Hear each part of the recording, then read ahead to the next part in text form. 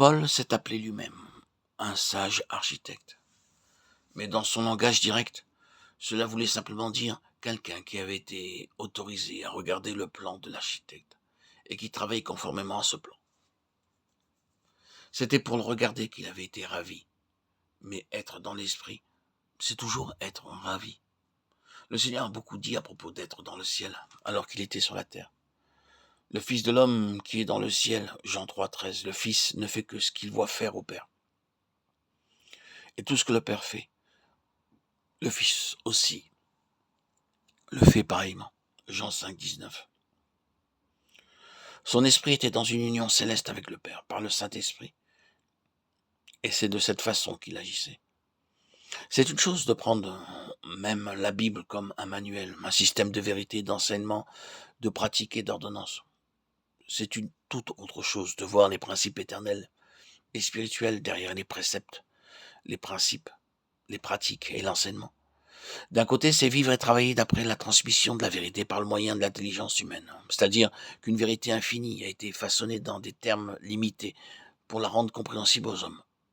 D'un autre, appréhendée par un esprit vivifié et renouvelé, la signification infinie de la révélation. La transmission représente la sphère humaine.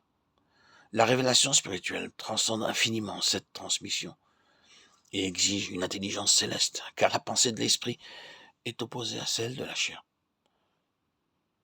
Seuls ceux qui sont devenus un avec le Christ, élevés dans les cieux, ont sa pensée et peuvent le servir efficacement.